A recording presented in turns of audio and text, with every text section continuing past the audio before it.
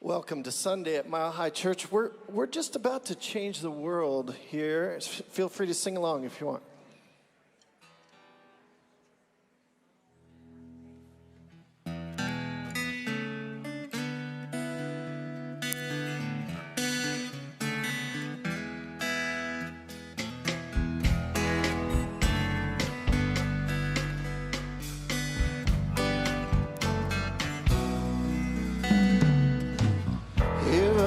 Reach the stars,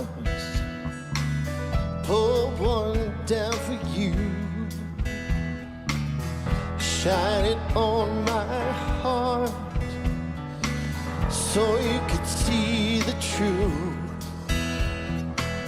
that this love I have inside is everything it seems, but for now I find it's only in my dreams that I could change the world. I would be the sunlight in your universe. You would think my love was really something good, baby, if I could change the world.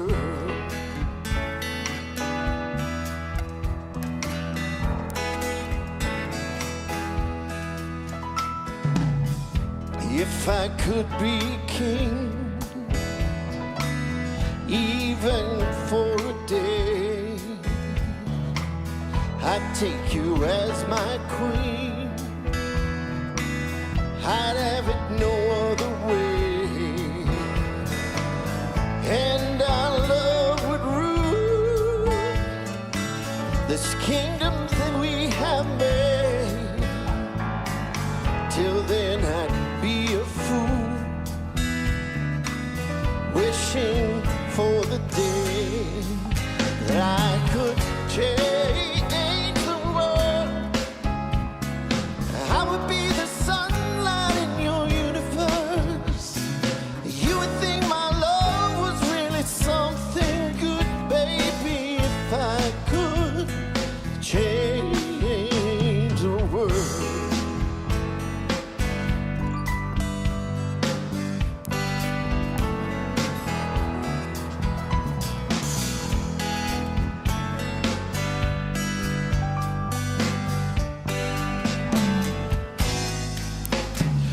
I could change the world. I would be the sunlight in your universe.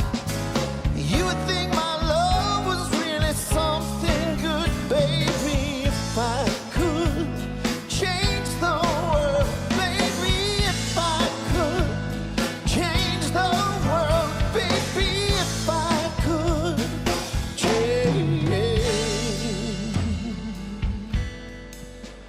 the world.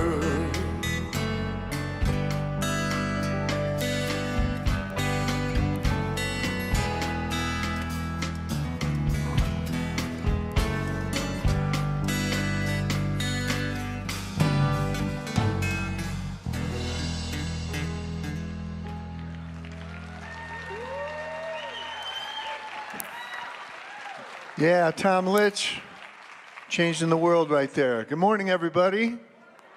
How's everybody feeling? Well, the reason I'm here live today is the person who does all our filming and is in charge of kind of making the announcements together, he and his wife had a baby. So he's on maternity leave. Right there. There he is, Nico Dart Salazar. And so we got some new parents in the group, and also Roger and Erica, our grandparents, once again. So that's pretty cool, too. So, yeah, life is good. And so I want to let you know about some things that are coming up. One is classes right now. Our Science of Mind classes are kicking off this week. How many people here have taken Science of Mind classes before? It's a pretty cool thing, isn't it?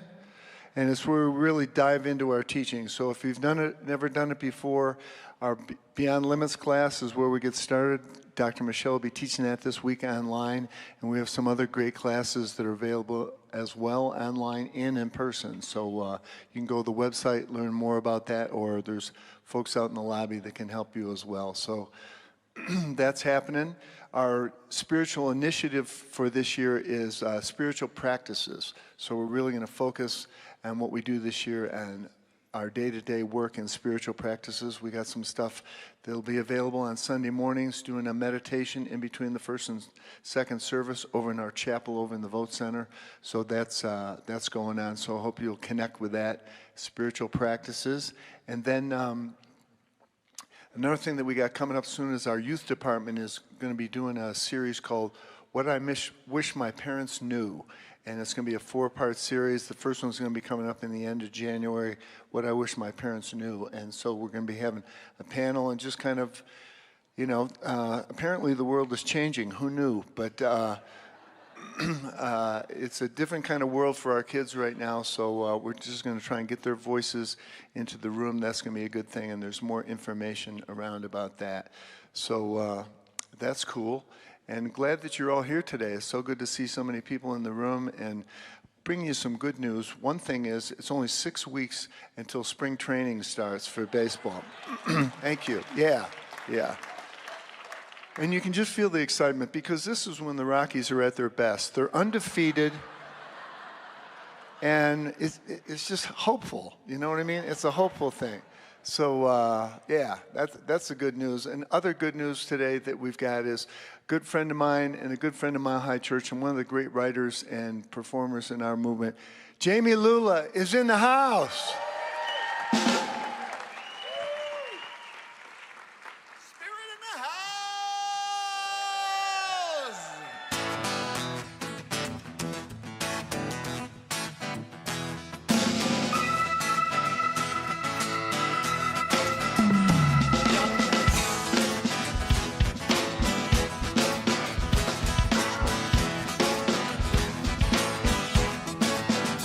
I've done my time, I'm so tired. I give up on my sinful mind. It's not working, I'm no good. I'm in need if I only could find the Spirit in the house. Oh yeah, come on y'all. Spirit in the house.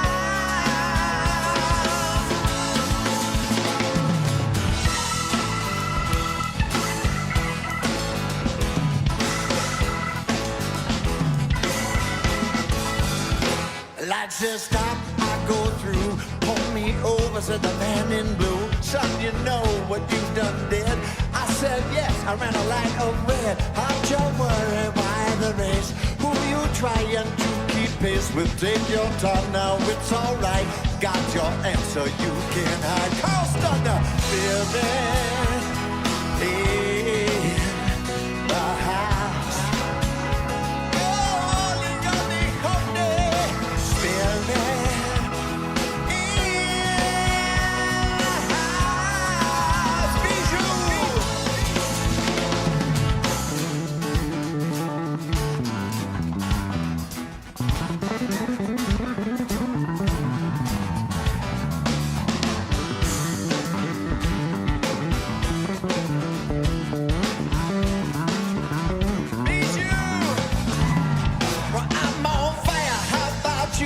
Can't you feel the Spirit God in you? I'll sing home, home is where love's alive, where you wanna dwell. Well, I'm on fire, how about you? Can't you feel the Spirit God in you? I'll sing home, home is where love's alive, when you wanna dwell. Well, I'm on fire, how about you? Can't you feel the Spirit God in you? I'll sing home, home is where love's alive, when you wanna dwell. Spirit in the house. Come on and sing it with the people. Spirit in the house. Come on and while I sing it loud now. Spirit in the house. Holy, holy, holy people.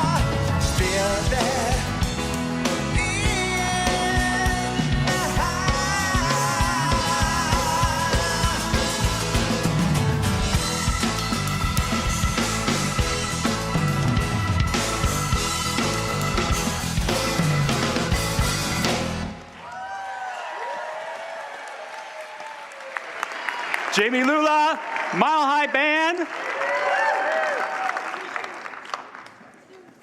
Good morning, everyone. Welcome to Mile High Church.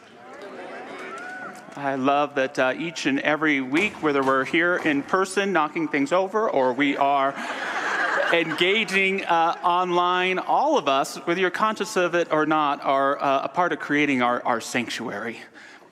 This space we come together to honor our humanity, to celebrate our divinity, to affirm hope and well-being for our society and our planet, and to connect with those deeper aspects of ourselves and our lives that help us live better each and every day. So thank you for being a part of that creation of Sanctuary. If you're here for the first time, we love to read our vision and mission statement each week. It's coming up on the screens if you want to say it along with me here in person or if you're watching at home. Our vision: oneness revealed, a world of love, peace, and abundance for all. And our mission: to serve as a spiritual beacon for personal empowerment and global enlightenment. We have a wonderful service in store for you today. We're now going to engage in our shared spiritual practice, which is singing Surely the Presence, having some time in silence, and receiving a prayer this morning from our own Reverend Carol Wilkie.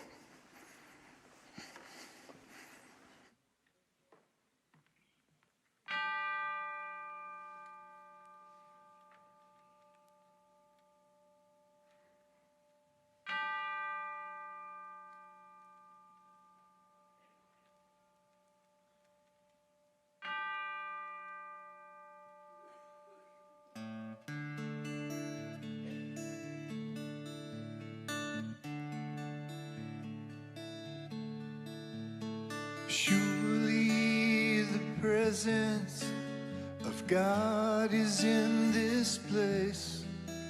I can feel the mighty power and the grace. I can hear the brush of angel wings. I see glory on each face. Surely the presence of God is in this place.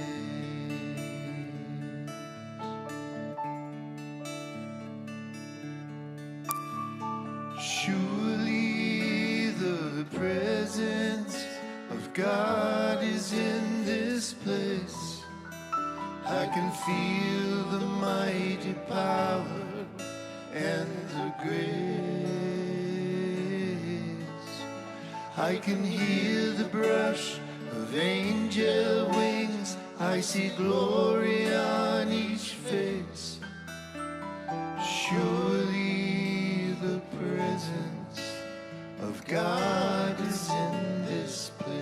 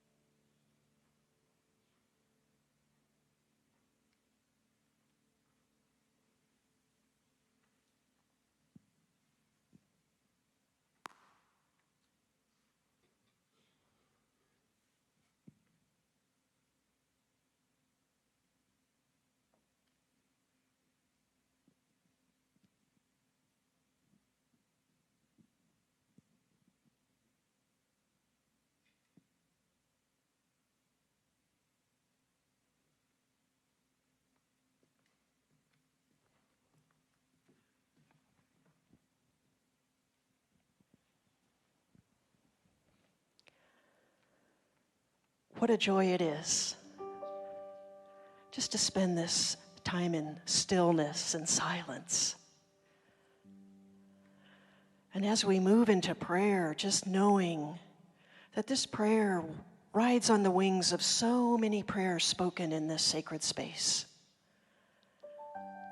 And how wonderful it is to be together in community. To just spend a few minutes letting go of the busyness, letting go of the to-do lists, and just anchoring in to that knowingness that there is divine presence that is everywhere around us and that moves in, through, and around us in every moment. And just recognizing and acknowledging that this divine presence expresses as us so beautifully, so uniquely. And so this morning we open our hearts to the love that is always flowing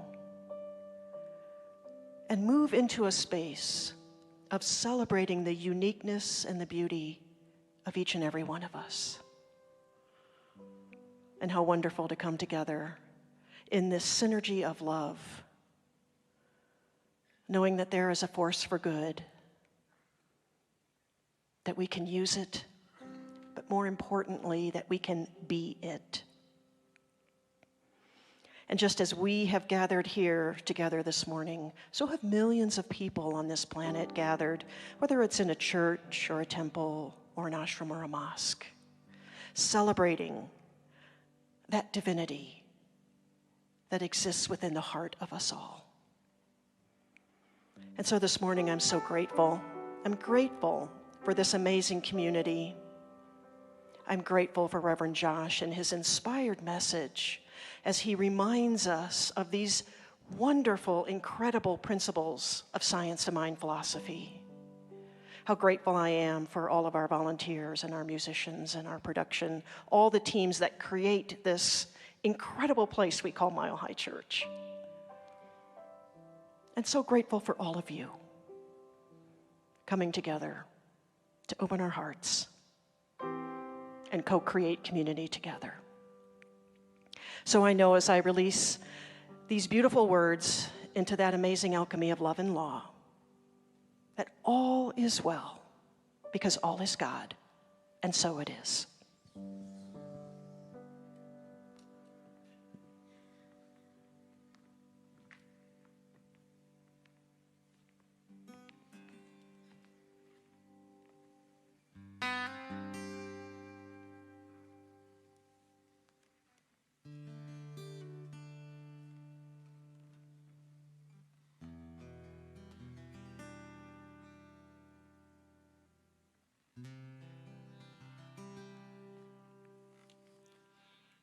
In my eyes, in my mind, in my heart and soul, in my life, I have been searching for something, but you were my dream. You're perfect, you're golden, you're light, you're love, you're perfect, you're golden, you're my light, my love. When I breathe, when I swallow, caress I feel. When I listen, oh, I hear the most beautiful music out of nowhere.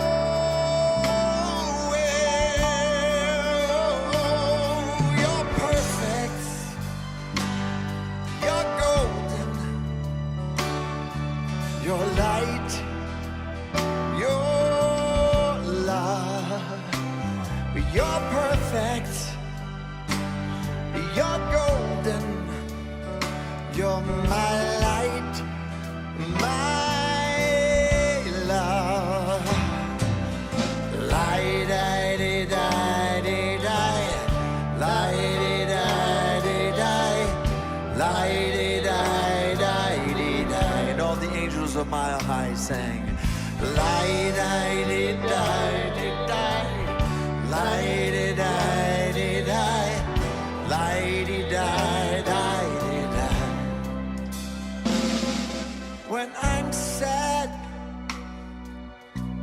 dark,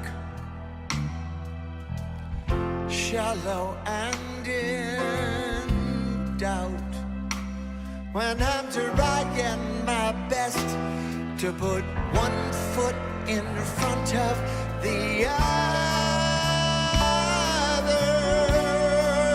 Oh, you're perfect, come on y'all. You're golden.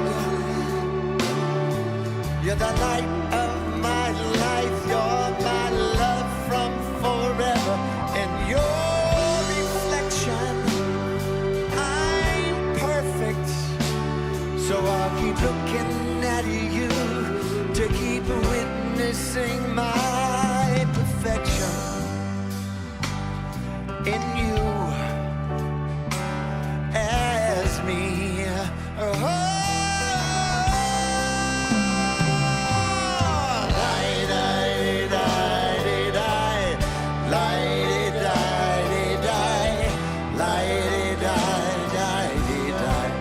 and every angel sang, lie-di-di-di-di-di, lie-di-di-di-di, lie-di-di-di-di-di. Oh Lord, you're always there. You never leave. You keep holding me. You set me free. Your guiding light, your empathy, your confidence to express in and as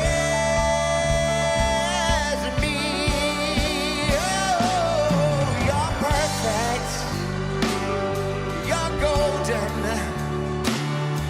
you're the light of my life, you're my love from forever, and your reflection, I'm perfect. So I'll keep looking at you to keep witnessing mine. I'm perfect, I'm golden. You're the light of my life. You're my love from forever. And your reflection, I'm perfect. So I keep looking at you to keep witnessing my perfection in you as me. Oh, come on, y'all. Lie-di-di-di-di-di, lie-di-di-di-di, lie-di-di-di-di-di. And every angel sang, lie-di-di-di-di-di, lie-di-di-di-di, lie-di-di-di-di-di. One more time, lie-di-di, lie-di-di-di-di,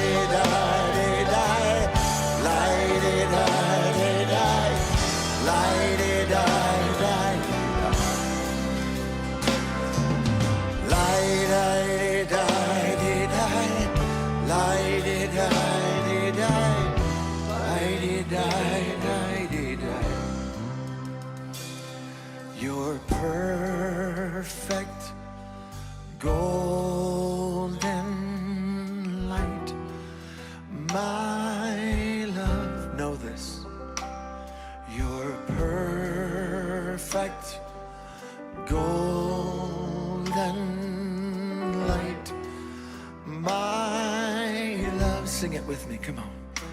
You're perfect, golden light, my love. Sing it to your neighbor. You're perfect, golden light, my love. Let's sing it to that newborn grandchild of Roger. And you're perfect, golden light, my love. And put your hand on your heart and sing it to yourself. I'm perfect, I'm golden, I'm light, my love. Into that infinite presence within. You're perfect, golden light, my life.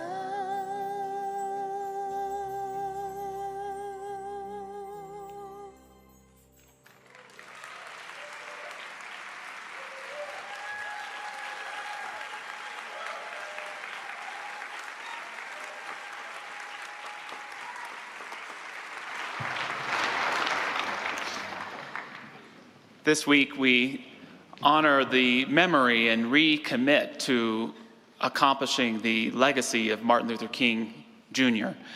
Many of us Mile Highers will be gathering at a parade in honor of Martin Luther King Jr. in City Park tomorrow at 10:45 a.m. at the Martin Luther King Jr. Memorial. When Martin was 14 years old, he had a teacher who saw potential in him, Mrs. Bradley, and she signed him up for a speaker competition 90 miles away from Atlanta in the deep South. And they went all that way, and the speech was given, and these were the words that came from that 14-year-old's mouth.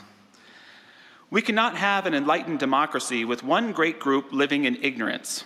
We cannot have a healthy nation with 1/10 of the people ill-nourished, sick, harboring germs of disease which recognize no color lines. We cannot be truly Christian people so long as we flout the central teachings of Jesus, brotherly love and the golden rule. We cannot come to full prosperity with one great group so ill-delayed that it cannot buy goods. Today, the 13 million black sons and daughters of our forefathers continue to fight for the translation of the 13th, 14th, and 15th Amendments, from writing on the printed page to an actuality. We believe with them that if freedom is good for any, it is good for all. That we may conquer Southern armies by the sword, but it is another thing to conquer Southern hate. That if the franchise is given to Negroes, they will be vigilant and defend, even with their arms, the ark of federal liberty from treason and destruction by her enemies. And as you can imagine, he won the contest. Feel sorry for the other competitors. On that ride home on the bus that evening, some white folks got on the bus, and the bus driver asked Mrs. Bradley and Mr. King to make their way to the back of the bus. They weren't moving fast enough, and the bus driver began cursing at them. King was so angry he didn't want to move, but the teacher begged him to. Instead, he stood up and he held onto a pole and rode the full 90 miles back home standing. King, later in his life, would be stabbed. He would have his house bombed on more than one occasion. But he said of that moment, it was the angriest I've ever been in my life. And I'd like to think, in a way, it was his origin story, because there are those times for all of us where our soul is so offended that it awakens. And it begins to see a vision of what should be in the place of mistreatment and discrimination. I invite you this morning to think about what offends your soul and awakens it. What is your commitment to a vision for a greater humanity?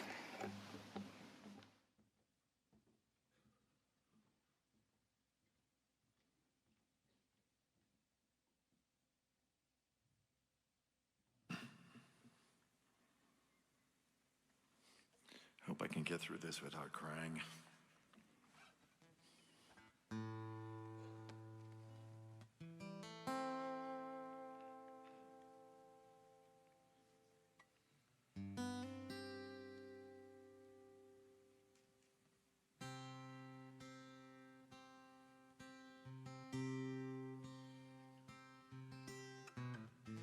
Something's calling me. Something's calling me.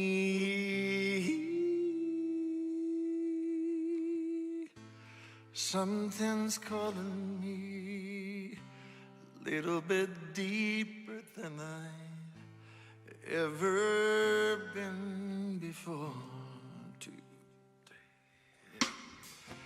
Feels like I'm walking on marbles. Can't still the earth beneath my feet. Is my head in the clouds? my naked legs left dangling. I can feel my heart begin to pound, and everybody said something's calling me a little bit deeper than I've ever been before. Something's calling me a little bit deeper than I've ever been before. A long dark night, my soul, it wanders. Can't see the light that moves me.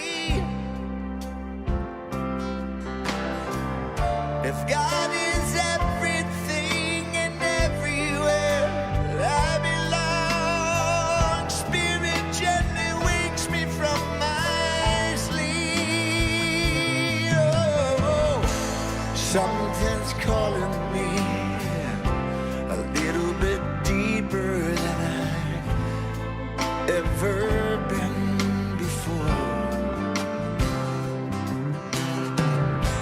Something's calling me a little bit deeper than I've ever been before. Oh Lord, oh Lord, oh Lord, oh Lord, hold me deeper than I've ever been before. Oh Lord, oh Lord, take me deeper than I've ever been before. Oh Lord, oh Lord, I know I'm not the only one to live in these blues. Oh Lord, oh Lord, I surrender my life to you.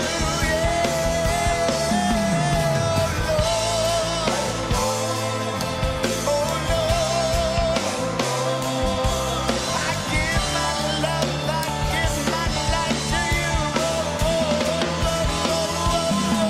Lord, oh Lord, oh Lord, oh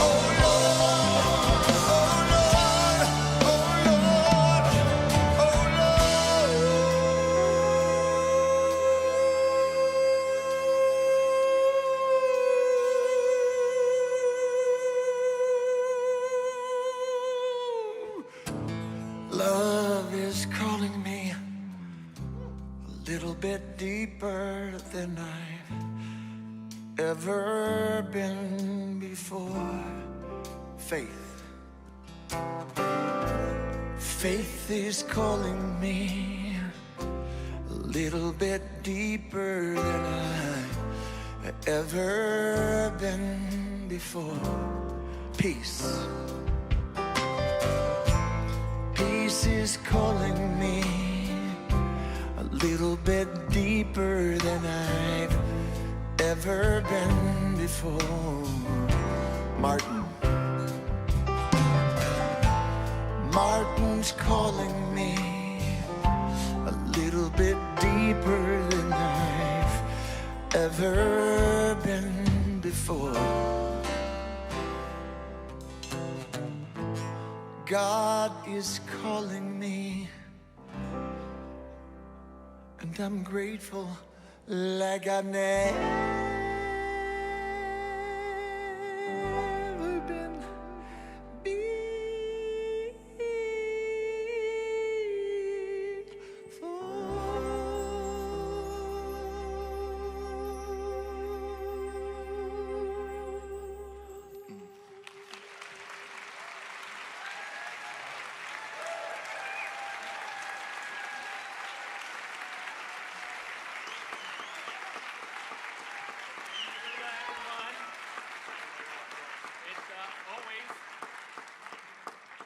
always an honor to have one of the premier singer-songwriters in our movement here with us, and you can meet him in the lobby and add some CDs if you remember those to your collection, or go to jamielula.com as well.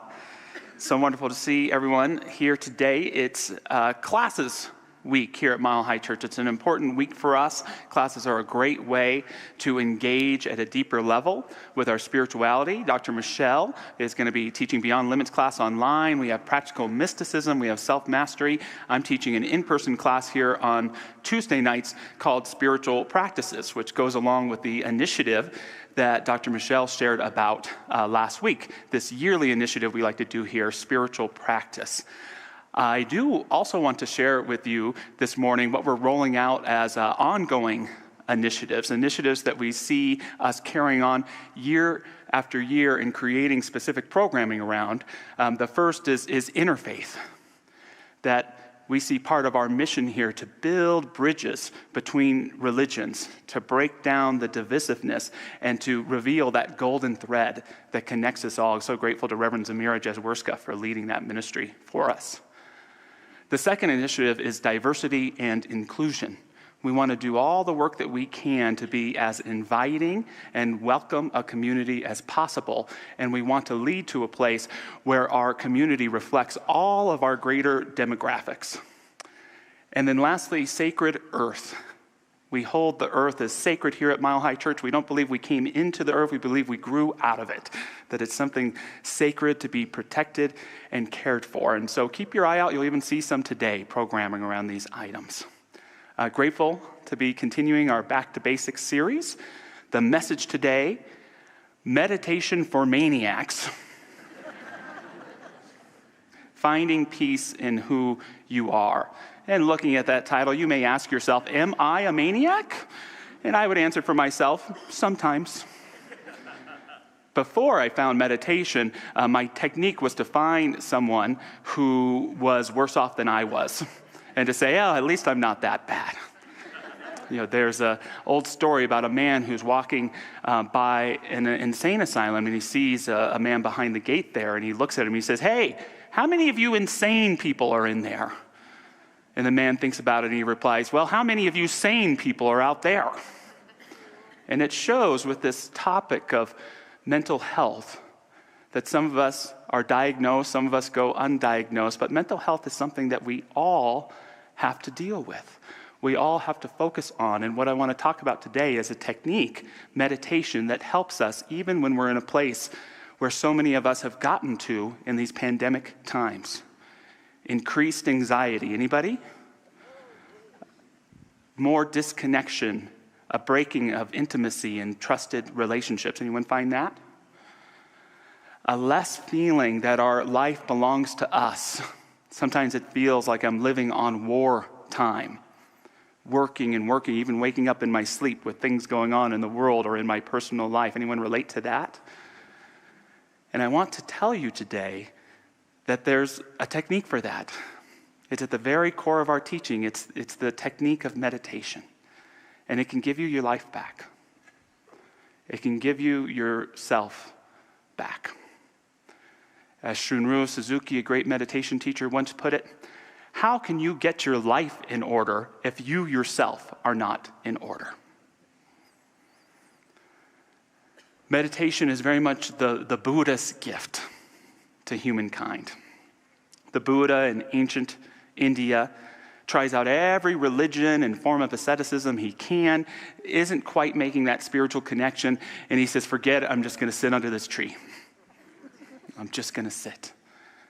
And it's there that he encounters Mara, this demon-like being that is the being of illusion. And he has to face these tricks and these sleights of hand and all these illusions of Mara, but he hangs in there. He keeps sitting. He stays conscious, and he achieves enlightenment. And I love this story because how we meditate is in that story. We sit down, and what is often the first thing we encounter? Mara, or illusion.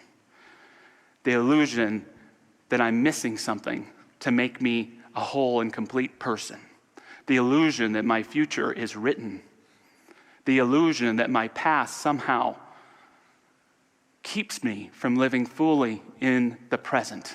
And on a really off day, the belief that I am not love-worthy or life-worthy. We don't go to battle in meditation with these illusions. We watch them, but we keep going deeper. That's where the jewels are. That's where the gem is. That's where our spirit begins to awaken.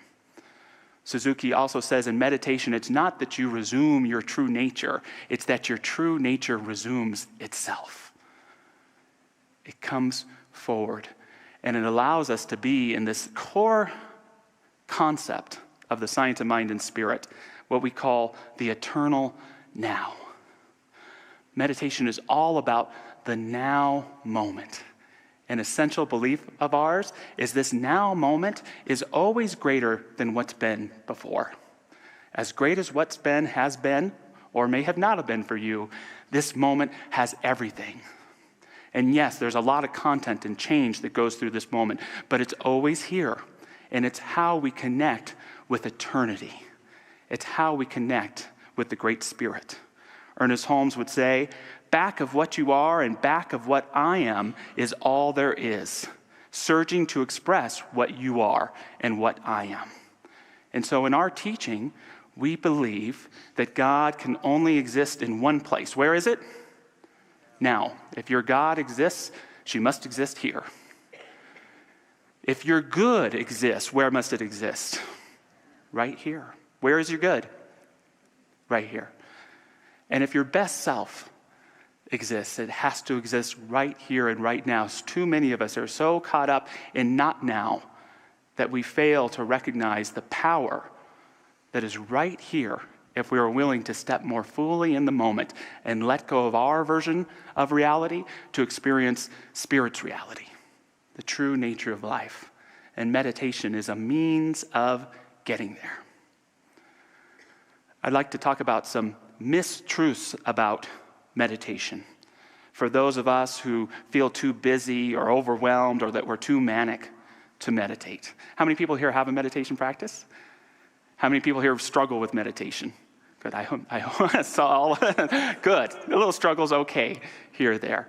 The first mistruth of meditation is that meditation is hard. Meditation is difficult. Some of this is an unintended side effect of the marketplace of meditation, where someone might feel they need to teach you how to twist into a pretzel or to say a mantra in the right perfect way. It becomes too hard. But I'm telling you today, if you have the ability to sit and pay attention to your breath, you're meditating. All that a meditation requires is that you're comfortable, and what I would suggest is that there's intentionality to whatever your posture may become. My meditation works something like this.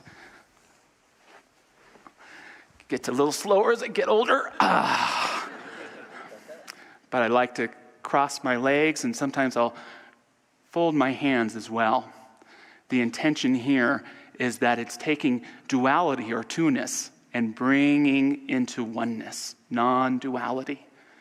Sometimes I'll straighten up my spine and my head so that it feels like my head is connecting with heaven and my butt to the ground or the earth. Then I close my eyes.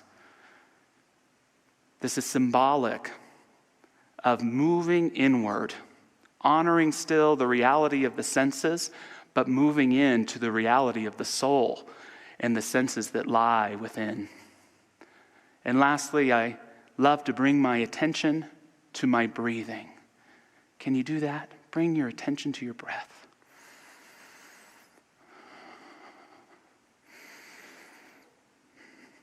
The first thing I notice is that breath is symbolic of life itself. As I breathe, I experience life as it is. The second meaning of bringing my awareness to my breath is that I'm taking my conscious mind and I'm connecting it with my subjective mind. I'm becoming aware of this immense intelligence in my body that I hardly ever have to pay attention to, that breathes my breaths, that beats my heart. And I'm connecting the conscious and the subjective aspects of my intellect.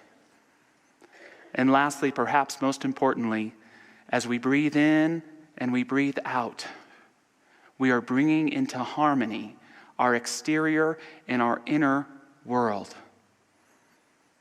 The more we bring these into harmony, the more our exterior is a reflection of our interior, and we begin to feel harmony.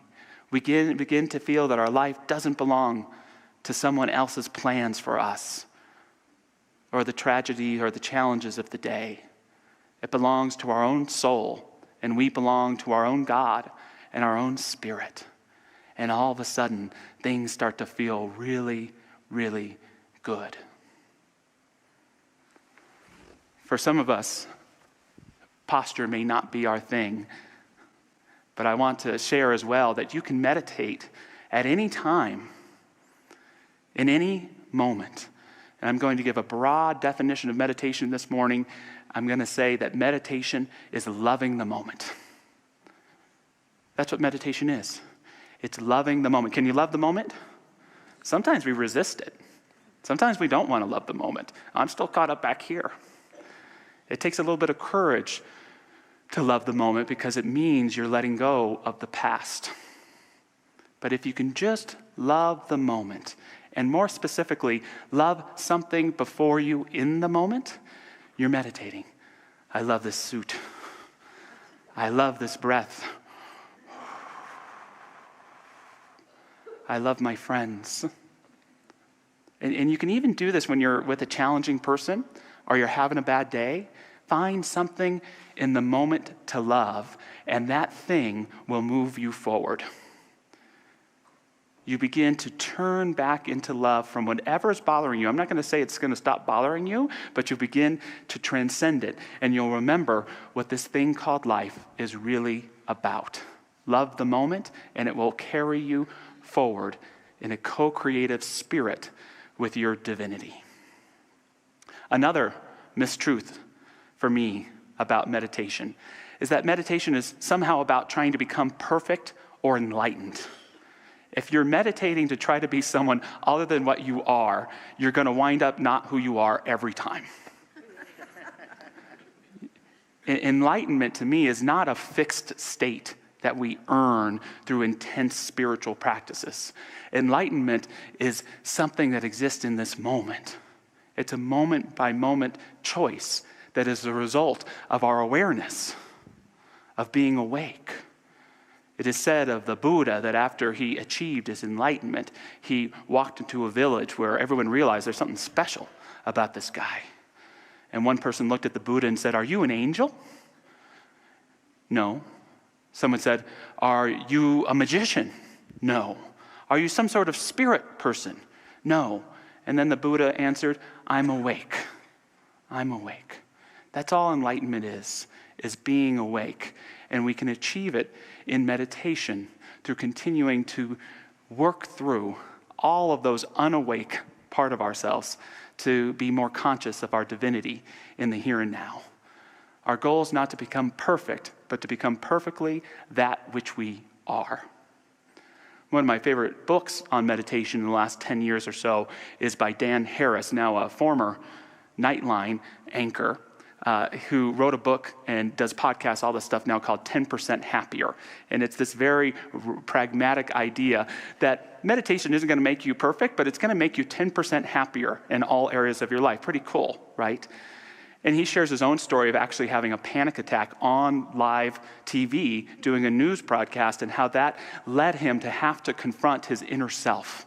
And meditation was how he did that. He shares, talking about this thing called the inner narrator. He says, "To be clear, I'm not talking about hearing voices. I'm talking about the internal narrator, the most intimate part of our lives. The voice comes braying in as soon as we open our eyes in the morning and then heckles us all day long with an air horn. It's a fever swamp of urges, desires, and judgments. It's fixated on the past and the future to the detriment of the here and now. It's what has us reaching into the fridge when we're not hungry, losing our temper when we know it's not really in our best interests, and pruning our inboxes when we're ostensibly engaged in conversation with other human beings. Our inner chatter isn't all bad, of course.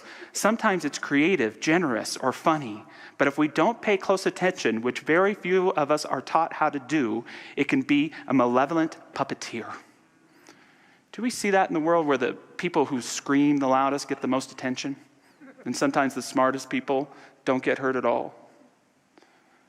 It happens in our own minds as well. On the surface is the chatter, the screaming, the problems, the dramas. But meditation gives us that chance to acknowledge it, to listen, but to go deeper, to hear what your heart and your soul have to tell you. Don't let it be some secret hidden voice, but begin to articulate it in your body and your mind, and it will weave a spiritual perfection in your life. Another mistruth, I believe, about meditation is that it takes too long. I don't have time to meditate. I'm too busy being frantic. Too busy worrying. And beware, by the way, of what I would call the spiritually buff. I meditated 3 hours today. I am so one with God right now. So one. You should really try it. Here's some graphs of my theta brain waves. And I bless that. It's great. If you can meditate 3 hours a day, that's wonderful. But it's not about quantity. It's about quality. It's not about length. It's about depth. 5 minutes. 5 minutes a day can be a quality and depth-filled enough meditation to take you into your day. Because another core concept of our teaching is our oneness with a divine power. Some people meditate and it's all psychological. For us, it's a spiritual practice because it puts us in a place where spirit reveals itself. And we realize that we're connected with something higher than just our belief system. That there is a creative power that we connect with in meditation, that when we connect with it, carries us through the rest of our day. And we're living a much happier lives, living in God's universe as opposed to our limited view of the universe. Holmes says of the divine spirit, it is not a mythical, abstract being living somewhere above this earth. God is a divine presence, revealing himself to everyone who believes. Where God is recognized, there is life. Where the presence of God realized, there is action. Where the goodness of God is acknowledged, there is peace. 5 minutes a day, or love the moment. Just keep loving in the moment. One last mistruth about meditation is that idea that it must be distraction-free.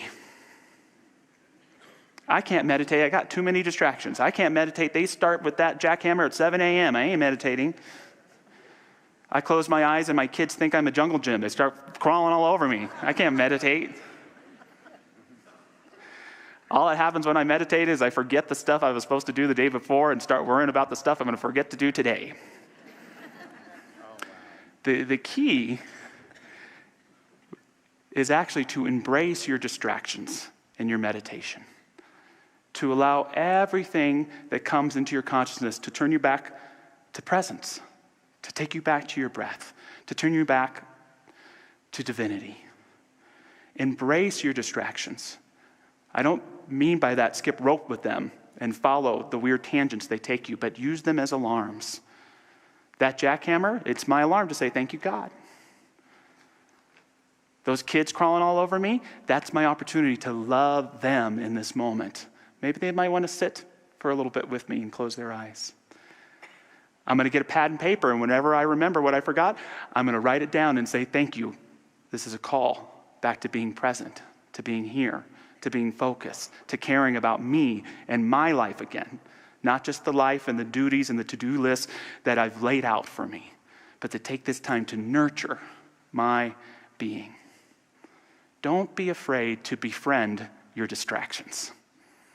One more story about the Buddha, a little bit of folklore here, is that years after his enlightenment, he's living with his assistant, Ananda.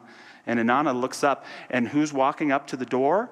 Mara, this demon of illusion. Mara, you get out of here.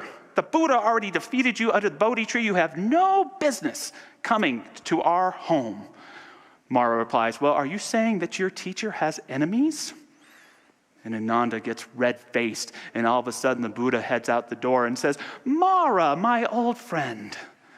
And they embrace, and they sit down, and the Buddha instructs Ananda to make them some tea. And Ananda does it, but he's cursing that damn Mara the whole time. He does it, he sits down there, their cups of tea, and Mara says to the Buddha, you know, Buddha, I am so sick of being Mara. I'm so done with just being illusion all the time and trying to scare people and trick people. It's just not who I want to be anymore. And the Buddha says, you think you're tired of being Mara? Try being a Buddha, with everyone putting words in your mouth, using what you say to prove their points, and commercializing you all throughout time. And it's a little funny at the end, but the point here is that we don't have to fight our problems. We don't have to fight against our distractions. We can be conscious of them, we can be present to them, and we can use them to move us forward as opposed to hold us backwards. How do we say this in Science of Mind? The universe is for you and not against you. When we can see, not sugarcoating our problems, but we can say, I have the power to make this work for me, to make me a better person. We've already achieved the awareness and the awakening we need to move through that challenge. It's January 15th. Am I still allowed to say Happy New Year? Okay, like 1 or 2 more days before it gets annoying. If you want to make a serious change and impact in your life, embrace meditation and do these 3 things. The first, meditate every day. No days off. Just 5 minutes a day can change your entire life. Can give you back to yourself and help you feel like you're living your own life again. Second, meditate to meditate. Don't meditate for stuff or for anything. Meditate to meditate and allow the benefits to be the organic byproduct of that meditation. Let the health, the abundance, the relationships, the clarity take care of itself. Meditate to meditate. And lastly, love the moment. Love the moment when you're happy. Love the moment when you're upset.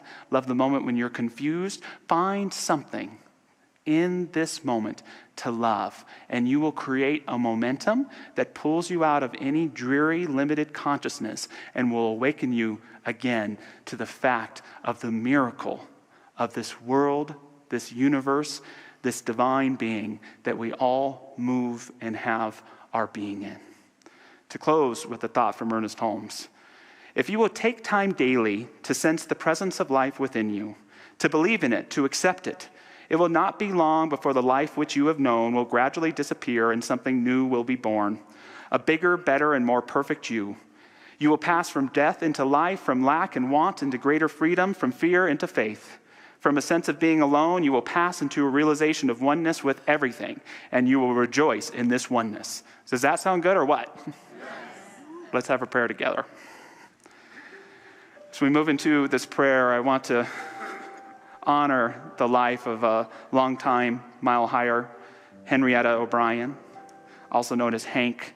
She was a fixture at fundraising events and completions of pledge campaigns and adventures in faith, a beloved person who passed away in California recently, and we send love to her daughter, Lori. Also just want to send love to a friend of our church who can't come these days. His name is Spencer Pickens, and I just want Spencer to know that he's loved by his spiritual community. So as we move into this prayer, I invite us to ask ourselves, what in this moment is there for me to love? And to do just that. Our body, our breath, taking the hand of a loved one next to us, just being able to be aware enough to have gratitude for this thing called life.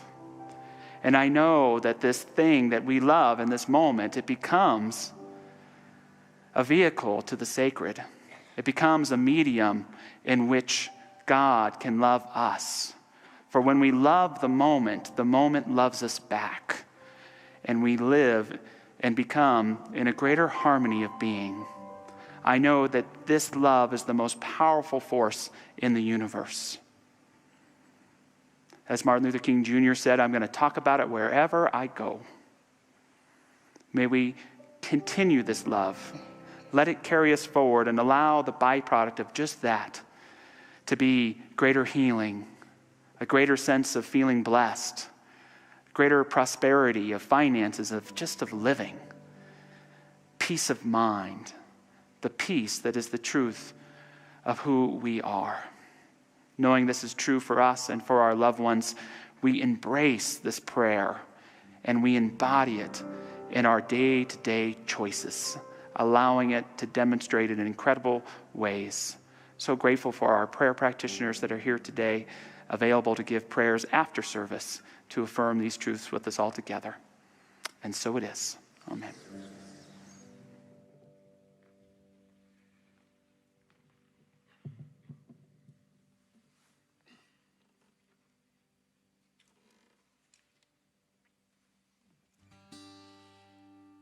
You're perfect. You're golden. You're light of my life. You're my love from forever. And your reflection. I'm perfect. So I'll keep looking at you to keep witnessing my perfection. In you is me.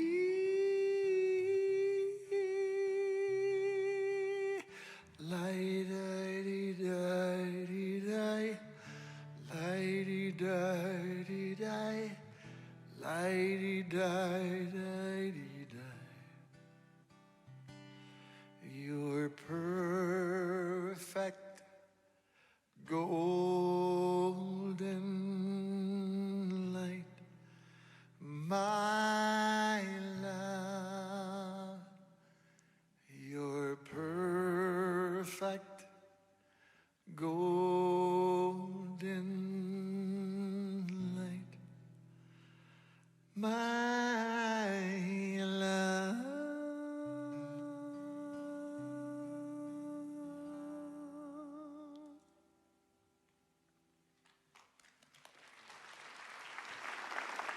Jamie Lula. As we move into our time of offering this morning, I want to thank you for all that you do to support Mile High Church with time and talent and treasure. I want to take a moment to acknowledge the almost 400 people who are watching us live from different parts of the world. We have Robert in the Philippines watching us at 1 a.m. Good for you. Brownie points for you. People are watching us from British Columbia, in New Mexico, Puerto Vallarta, Germany, and then Cheryl Renee says aloha. So Cheryl, we've got to aloha you back over to Mile High Church, or we're all going to Hawaii, so we can have a Mile High service there to embrace. But so grateful for our online viewers, and just however you choose to give to Mile High Church. I just have my bank send a check each week, but if it's texting or putting money in the basket, blowing a kiss into the basket if you don't have any money with you, doing that text to give, giving online, just know that it all comes together to continue to co-create awesome spiritual community, and thank you for being a part of it. So just invite you to take your gift and bless it. As we say, our offering affirmation together. Divine love as me blesses and multiplies all that I am, all that I have, and all that I circulate. And so it is.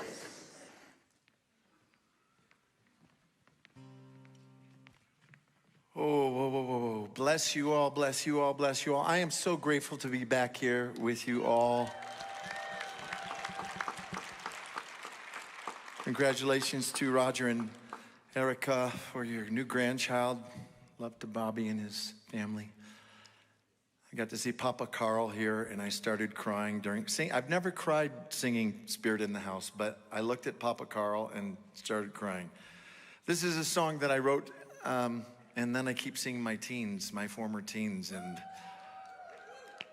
and oh man, I start weeping. My son's 20. Yeah, that happened quick. You all grew too, but he's 20. He's in school, and a few months ago, he was just challenged, as we are at 20. And I wrote this song for him, and it's called "What If You Knew."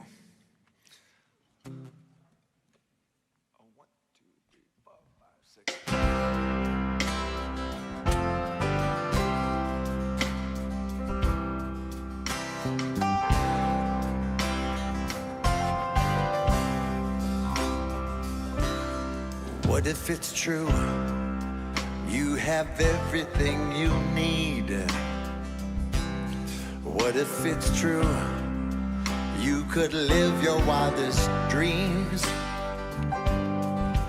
Will you run and hide or go along for the ride? Trust the current and tide in the ocean of possibilities. What if you knew? What if you knew? What if you knew that the brilliance you're mining is you? What if you knew? What if you knew that the infinite's rising in you?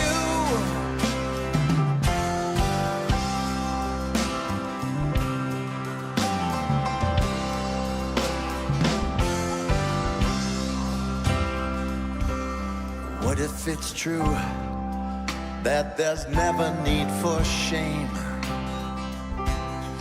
What if it's true that there's power in your pain?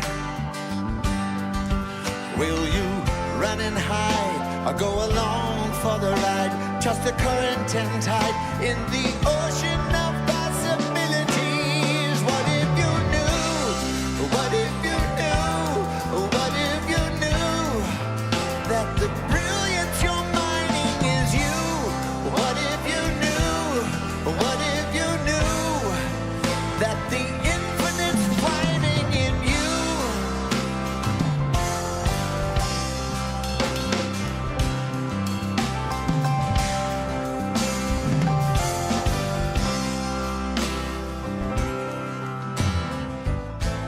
Shadow and light, yin and the yang, they're all part of you.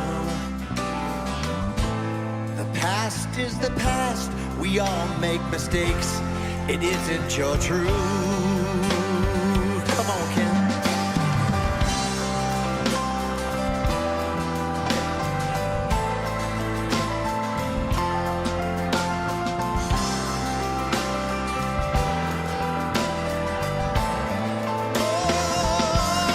What if you knew? What if you knew? What if you knew that the brilliance you're mining is you? What if you knew? What if you knew that the infinite's thriving in you? What if you knew? What if you knew that your soul's so much larger than you? What if you knew? What if you knew your design is divine? Yes, it's true. What if you knew? What if you knew? Oh, what if you knew? What if you knew? What if you knew?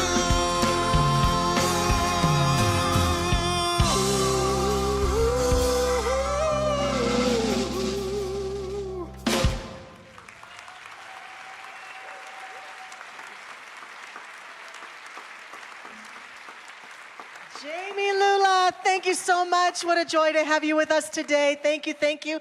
And you can get Jamie Lula's music, as has been mentioned, out in the lobby today before you go home. And you can also go to his website at jamielula.com and pick up his information there. All his songs are available and performances available and all that good stuff. So please stop there. What a joy it has been to have him here. And what a joy it's been to have you here.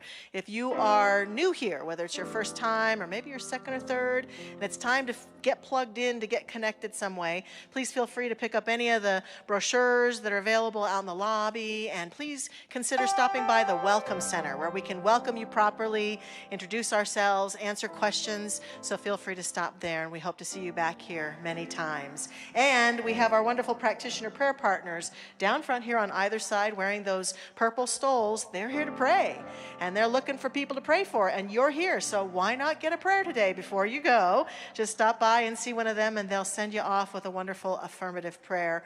And you can also fill out a prayer request form out in the lobby on the counters along the back windows. We'd love to pray for you today. And I think that's...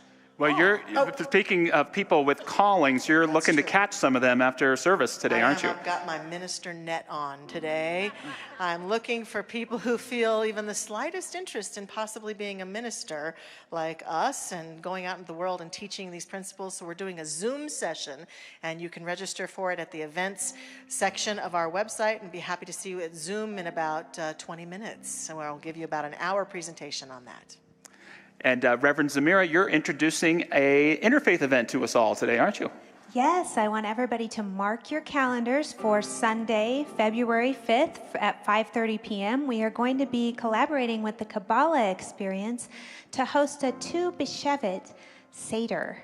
And what that is in the Jewish tradition, we're going to be celebrating the birthday or the new year for the trees. And we're going to go through spiritual practice in a community light dinner setting.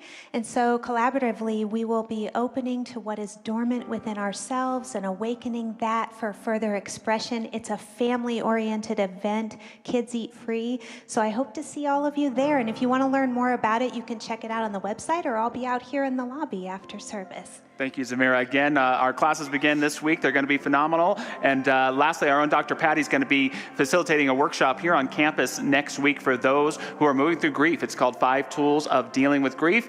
Dr. Patty, we're so grateful for her and for that presentation that's coming up. So with that, if you'd like to stand, we're going to say our benediction.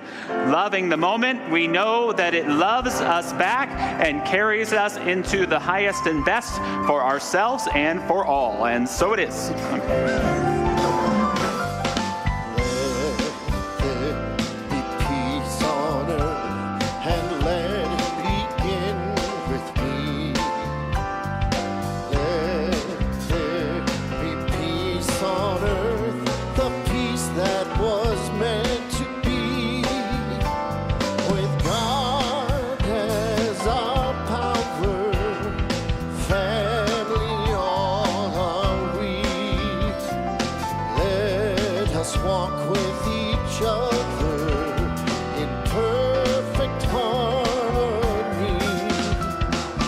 Let peace begin with me. Let this be the moment now. With every step I take, let this be my joyous vow.